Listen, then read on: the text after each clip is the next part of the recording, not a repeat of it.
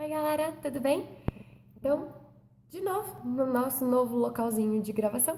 E aqui, acho que por essa câmera vocês vão conseguir ver ainda mais a bagunça. Não me julguem. Faz menos de um mês que eu mudei. Tenham paciência. Isso vai ficar bonito um dia, juro, juro, juro, tá? E eu vim tratar de um dos livros que, sei lá, foi uma super. As pessoas estão usando uma palavra que eu não sei usar essa palavra, porque eu não sei se o significado é exatamente isso. Uma super hype.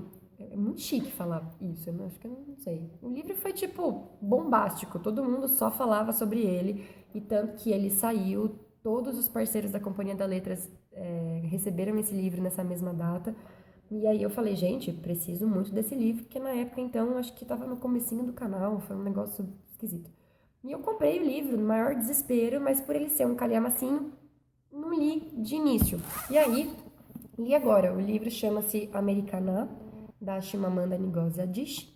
E o livro, acho que todo mundo, tipo, sabe da história, né? Mas ainda assim, vamos lá, estou lendo com uns 2 anos de atraso, mas li. Esse livro foi escolhido pelo clube de leitura do qual eu participo, com os meus alunos do ensino médio, e a gente decidiu pegar um livrinho mais gorducho para lermos juntos nas férias de julho. E acabamos que quase ninguém conseguiu ler do jeito que tinha que ler. Então a gente acabou jogando o clube mais pro final de agosto, para a gente ter quase 2 meses de leitura. E aí, pela primeira vez, eu estou fazendo vídeo antes de conversar com os meus pimpolhos, tá? Vamos ver lá o que eles vão achar do livro, tá, gente? Vou contar pra vocês como foi a minha experiência. Como todo mundo dizia que esse livro, apesar de ser um calhamaço, era muito fácil de ler, era um livro muito gostoso, que eu ia gastar 4 dias lendo, eu falei, vou deixar para o final das férias, porque na última semana eu consigo ler sem o menor problema. E não foi assim, porque eu comecei a ler o livro e realmente o começo é muito interessante, porque a estrutura narrativa do livro, ela é diferente, né? O livro ele é contado de maneira linear, então ele começa, Zé, você tem fala oi e vai embora, porque aqui não é um lugar pra você ficar agora, tá bom? Vai brincar com a sua irmã. A estrutura narrativa do livro, ela chama a atenção, porque tem uma mistura de ida para o momento passado dela, de 15 anos antes, de uma juventude ainda talvez até anterior, para o momento presente dela, né, de dela morando nos Estados Unidos. Então essa confusão foi muito legal no começo, para que você fique interessado em querer entender o que está acontecendo, o porquê que as coisas estão acontecendo naquele momento específico, você começar a conectar os dois fios da história. Só que o meio do livro, oi, não terminava, gente, não terminava por nada. Você lia, eu lia e lia a história e as coisas não saíam do lugar. E eu falava, meu Deus, cansei, sabe? Resolve logo. E eu senti que esse livro de 500 páginas podia ter tido 300 e tinha dado muito certo, porque teve umas 200 páginas aí no meio que, minha Nossa Senhora, não foi. Eu tinha preguiça, estava sentindo que eu ia ter uma ressaca literária por causa desse livro, porque eu estava tendo preguiça de lê-lo ou de ler qualquer outra coisa, porque me dava uma dor de cabeça, assim, de falar, nossa, vou ter que ler sobre aquela menina que tá chato, tá muito chato. E eu percebi que isso era quando a gente tratava de um dos personagens. No final, a coisa melhorou, mas ainda há problemas, tá? Bom, o livro Americaná é intitulado assim por conta de como as meninas da Nigéria, amigas da nossa protagonista, que chama-se Ifemelu, chamavam as garotas que iam para os Estados Unidos e voltavam para a Nigéria depois de um tempo com todos os hábitos estadunidenses. E elas eram chamadas de não só as americanas, mas americaná, como se fosse assim que elas pronunciassem, né, a América e aquilo que elas eram depois. Então, esse título é pejorativo. Chamar uma pessoa desse jeito seria um jeito de criticá-la porque ela perdeu as suas raízes e se transformou, sei lá, em alguém menos patriota, menos nigeriano. E aí, a Ifemelu vai contar a história pra gente de uma maneira bastante interessante. Ela começa a história nos Estados Unidos, ela tá indo pegar um trem, porque ela tá indo fazer o cabelo dela, e é uma super dificuldade porque o bairro onde ela mora não tem salões especializados em cabelos afro. E aí ela já começa a apresentar pra gente de maneira sutil a questão da africanidade, a questão da negritude dentro de um país que é, não diria majoritariamente branco em relação à população e à quantidade de pessoas, mas em relação à cultura majoritária ser branca. e ser seccionado. Em certos locais a cultura negra é participativa, em outros locais ela não é bem-vinda. Então ela trabalha e estuda numa região branca, rica, de classe alta, é a região onde fica a Universidade de Yale, e ela vai... Yale não, Princeton. Yale foi em outro momento do livro, isso. E ela tem que viajar horas de trem para conseguir chegar num bairro para que ela possa tratar dos cabelos dela num salão que faça isso. E aí, nessa viagem, ela começa a contar para você que faz 15 anos que ela está nos Estados Unidos, aproximadamente, agora eu não me lembro exatamente a data, e que ela tá com vontade de voltar para a Nigéria. E a gente começa a fazer retrospectivas dentro da cabeça dela enquanto ela está no salão, aquilo que ela está conversando com a moça que está mexendo no cabelo dela, sobre por que ela está ali, quando ela foi para lá, e ela começa a contar da juventude dela e dos problemas que fazem com que a elite daquele país, jovem... Agora é você, Geni. Não, amor. Sai. Não. Geni, você vai estragar.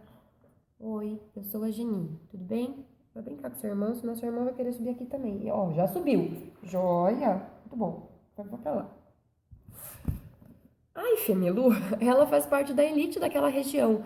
E é a elite pensante, que nem sempre é rica, mas que às vezes conseguiu uma bolsa ou com muito sacrifício conseguiu estudar no colégio particular. E aí quer fazer a universidade fora, quer tentar a vida fora, porque na Nigéria eles viviam, pelo menos no momento do livro, né? Num país não era democrático, era uma ditadura militar com generais que sucediam de golpe atrás de golpe, que a escola não recebia investimento, que a educação estava catastrófica, a cidade era pobre, as pessoas parece que não tinham a gana de crescer. Apesar de ser um lugar para fazer dinheiro fácil, só pessoas com noção de empreendedorismo e que estrangeiros conseguiam fazer sucesso naquele país. Então, a elite pensante, em vez de ficar no seu país, vai embora. E vai viver majoritariamente na Inglaterra, país que colonizou a Nigéria, e nos Estados Unidos. Então a gente vê todos os amigos dela indo embora, gente, e um após o outro, e ela criando esse desejo de também quero ir. E aí no ensino médio ela se apaixona. E ela se apaixona por um menino fissurado pelos Estados Unidos, ele quer muito ir para lá, que é o Obinze. Só que os dois ficam nessa questão de, e agora? A gente vai, mas vai separados? E eles vão separados. Ela vai para os Estados Unidos, consegue um visto, e o visto dele é negado, e ele nunca vai conseguir ir para lá. E aí a gente vê ela vivendo a vidinha dela, conversando com ele, até que acontecem coisas na vida dela que vão fazer com que ela se afaste das suas raízes, que ela tenha vergonha de quem ela é, vergonha de si mesma, que ela queira deixar de conversar com ele, com a família, com os amigos. E ao mesmo tempo que você vai entendendo a situação e você fala, beleza, eu sei por que você tá fazendo isso, eu fui criando uma raiva dela. Do tipo, moça, você tá se traindo, você tá traindo a sua cultura, por que você tá se transformando nessa pessoa? Vai embora. Ela vai se envolvendo com homens, com pessoas que eu não aprovei do início ao fim. Nenhum dos caras que ela namorou nesse livro pra mim prestaram, tá? Eu fiquei muito brava e achei... Ai, gente, achei um porre de você ver que ela tá errando, ela sabe que ela tá errando e ela continua errando e ela continua falando sobre esse erro pra você. Você quer, tipo, dar uma morridinha, assim, em certos momentos. E a gente vai tendo em paralelo, então, o momento presente dela, tentando voltar para a Nigéria, decidindo voltar, contando como era o passado dela na Nigéria, contando como foi os 15 anos dela nos Estados Unidos, os perrengues de dinheiro, de conseguir um visto permanente, de conseguir visto de trabalho, visto de estudo e bolsa na faculdade, conseguir pagar a faculdade e, sabe, emprego. Ela sofreu, gente.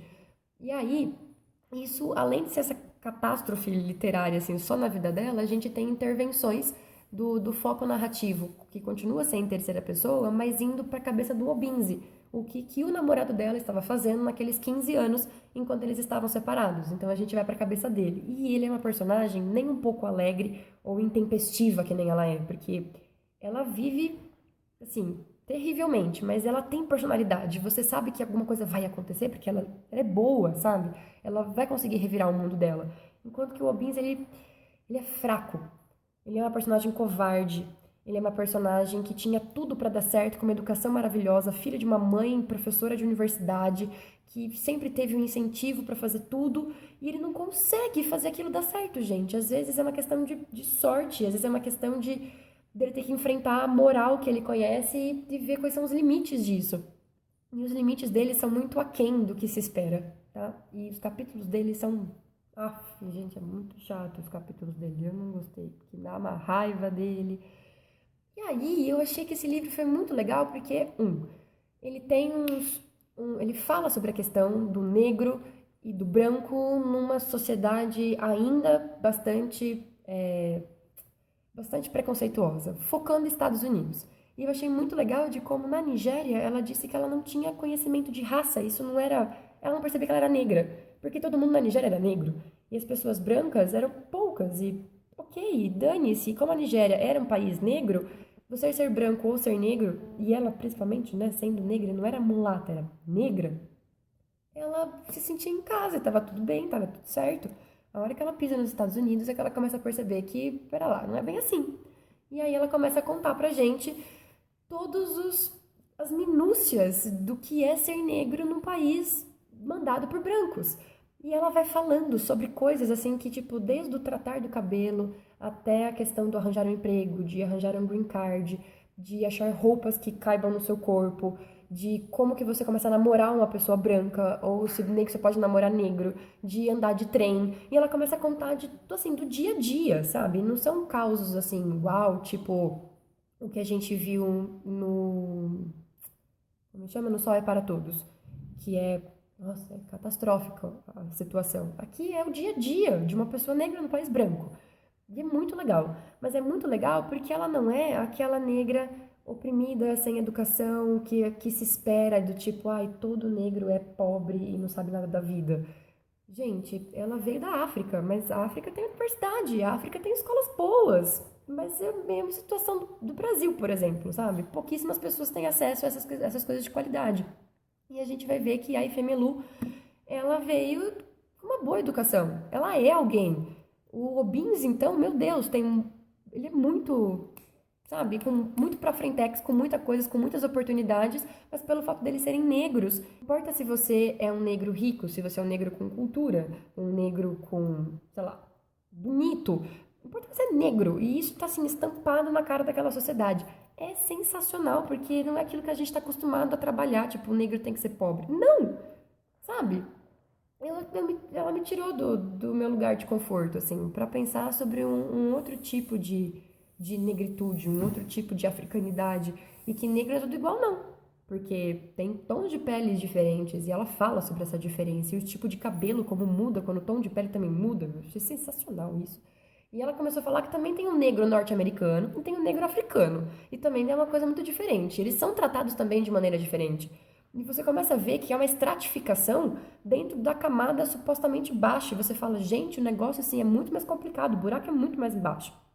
E ela fala dessa hipocrisia da gente achar que só porque temos um presidente negro, ou porque a maioria popular é negra, ou porque o país diz que já superou a escravidão, o apartheid ou o preconceito, sabe? Ela foi falando umas coisas que eu falei, gente, eu estou no Brasil, eu estou falando do meu país. E isso me incomodou, me fez reconhecer coisas assim que a gente fica bastante assustado, sabe? Mas eu achei repetitivo. Achei que tem coisas que ela falou muitas vezes. Então, conversando com uma amiga minha, ela disse que talvez para pessoas que nunca entraram em contato com esse debate, o que desculpa, mas eu acho um absurdo, esse livro seja muitos tapas na cara e por isso que ele é tão repetitivo, para a pessoa finalmente escutar algo, né, interessante sobre esse tema e tratar sobre o preconceito. Mas para quem já trabalha, vive, estuda isso, ficou um pouco repetitivo. Ainda mais quando ela coloca as postagens do blog dela, porque ela ficou muito famosa falando, né, num blog sobre raças, sobre etnias, ela com as postagens são todas sobre a mesma coisa. E toda vez que eu tinha que ler mais uma postagem daquela me dava preguiça, tá? Ai, eu gostei, mas foi a minha grande decepção desse ano, porque eu estava muito animada para ler isso aqui e não foi uma leitura feliz, tá? Então é isso. Geni, Geni. Não, você vai. Tchau, gente.